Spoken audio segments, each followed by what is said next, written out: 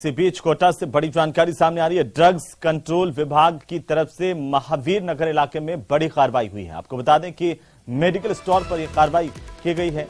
2.5 लाख रुपए के करीब 61 इंजेक्शन सीज किए गए। विभाग की ओर से बड़ी कार्रवाई है। मेडिकल स्टोर पर यह अचानक से कार्रवाई हुई। एम्फोलिस इंजेक्शन को सीज किया गया है। पूर्व में इंजेक्शन सैंपल में इसे अवमानक माना था। 2.5 लाख रुपए कीमत के करीब 61 इंजेक्शन यहां पर सीज किए गए। ब्लैक फंगस बीमारी में काम आता है ये एम्फोलिस इंजेक्शन। ड्रग कंट्रोल विभाग को कई लोगों ने इस पर रिएक्शन की शिकायत दी थी। ड्रग इंस्पेक्टर प्रहलाद मीणा के नेतृत्व में यह बड़ी कार्रवाई यहां पर की गई है। इसे प्रतिबंधित किया गया था, लेकिन इसके बावजूद भी मेडिकल स्टोर पर यह इंजेक्शन मौजूद था। जैसे ही जानकारी मिली है, ड्रग कंट्रोल विभाग की ओर से बड़ी कार्रवाई की गई। 2.5 लाख रुपए के करीब 61 इंजेक्शन एम्फोलिस के सीज किए गए हैं। ये बड़ी खबर है इस वक्त कोटा से बड़ी जानकारी।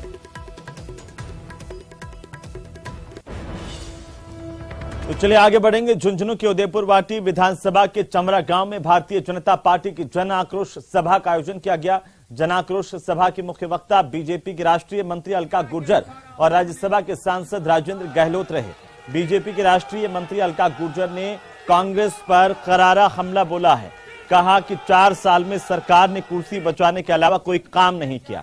टैक्स पेयर का जो पैसा है वो जनता के विकास पर खर्च होना चाहिए, वो सरकार को बचाने में खर्च हुआ है। वहीं राज्यसभा के सांसद राजेंद्र गहलोत ने भी कांग्रेस पार्टी पर जोरदार निशाना साधा। कुर्सी बचाने के अलावा 4 साल में सरकार ने कुछ नहीं काम किया है। और जो टैक्स पेयर का पैसा है, जो जनता की बिजली, सड़क, पानी पे खर्च होना चाहिए था, वो इनकी सरकार को बचाने पर खर्च होना है। इस सरकार की विफलता के बाद आम प्रशासन के अंदर जनप्रतिनिधियों के साथ भी अपमानजनक व्यवहार हो रहे हैं। तो वहीं मकर संक्रांति नजदीक है और राजधानी जयपुर में पतंगबाजी परवान पर है। शहर के प्रमुख बाजारों में पतंगों और मांझे की बिक्री ने जोर पकड़ लिया है। चिंता की बात यह है कि प्रतिबंधित चाइनीज मांझे की भी बिक्री यहां पर जारी है और ऐसे में चोरी छिपे चाइनीज मांझे बेचने वालों के खिलाफ पुलिस ने विशेष अभियान चला रखा है। खासकर परकोटे के बाजारों में यह अभियान जारी है और इसके लिए विशेष टीमों का गठन किया गया। ये टीमें अलग अलग दुकानों पर जाकर के सर्च अभियान चला रही है और मांझे पर कार्रवाई कर रही है। जो चाइनीज मांझा है उस पर ये कार्रवाई की जा रही है और इस अभियान का असर भी नजर आ रहा है। पुलिस ने सुभाष चौक इलाके में भारी मात्रा में चाइनीज मांझा पकड़ा।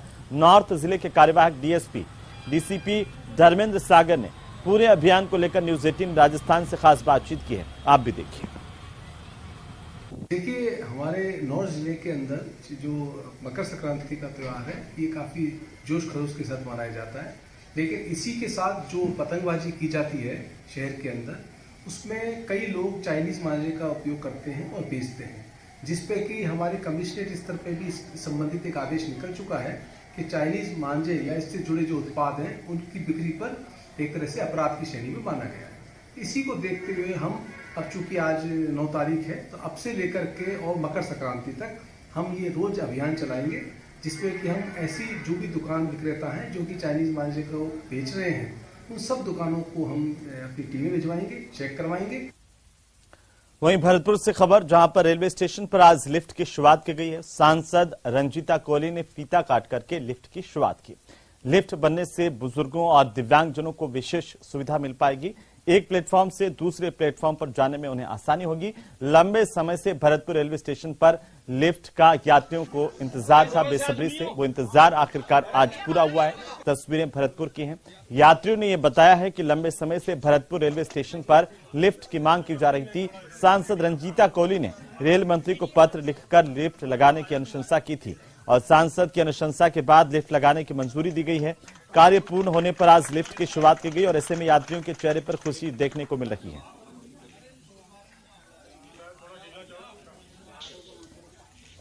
चिंता ने मेरे ऊपर आशीर्वाद रखा था। उस टाइम मैंने यहाँ पर लिफ्ट का एक वादा किया था, क्योंकि बड़े बुजुर्ग बच्चों को और सबको ही ये सुविधा हुई थी।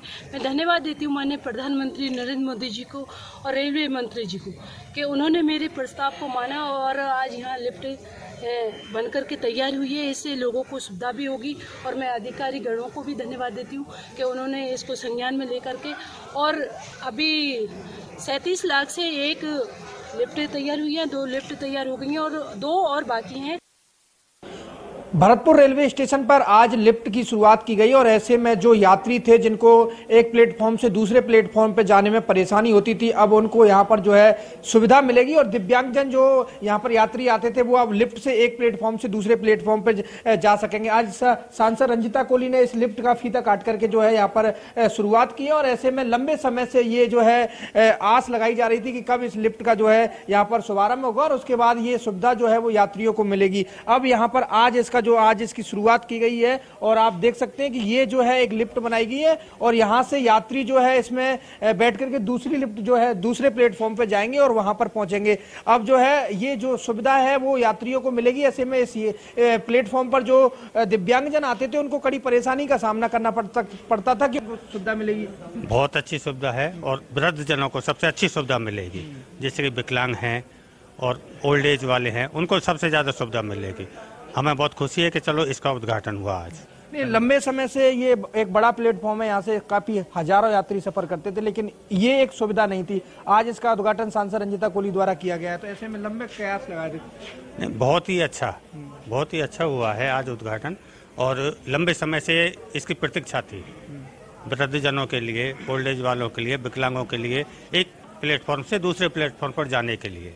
और भी यात्री हमारे साथ हैं, से बात करेंगे। आज लिफ्ट की शुरुआत हुई है। आज लिफ्ट की शुरुआत देख के बहुत ही खुश हो रहे हैं कि ये पता चला कि आज ये लिफ्ट का उद्घाटन आज ही श्रीमती रंजिता कोहली और सुभाष गर्ग जी के द्वारा हुआ है, तो ये बहुत ही बड़ी सुविधा और भरतपुर को मिली है ये सौगात। इससे देखकर बहुत ही हमें खुशी हुई और जो दिव्यांग यात्री थे उनको बहुत ही सुविधा मिलेगी।